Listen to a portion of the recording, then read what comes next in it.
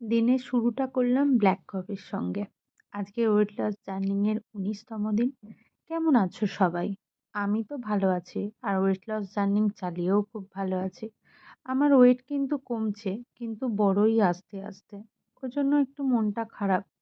জানি না ৩০ দিনের কতটা কি কমাতে পারবো। আদৌ কি আমি আমার যে টার্গেট আছে সেটা পূরণ করতে পারবো কিনা তাও জানি না। পুজো তো চলেই আসছে। অলরেডি আমার দিনগুলো অনেকই পেরিয়ে গেছে। কিন্তু আমি যেদিন, যেদিন করতে পেরেছি ওয়েট লসটা সেদিনের ভিডিওই আমি করে রেখেছি। এর মাঝখানে শরীর খারাপ ছিল, নানান শপিং এ গিয়েছিলাম, পুজোও আসছে, সবকিছুই তো করতে হবে। সেই মিলিয়েই চলছে আরকি। আমার মতন কার, কার এই অবস্থা একটু জানিও। জীবনটা যেন একটু তছনছ আর এলোমেলো হয়ে গেছে। যাক গে যাক,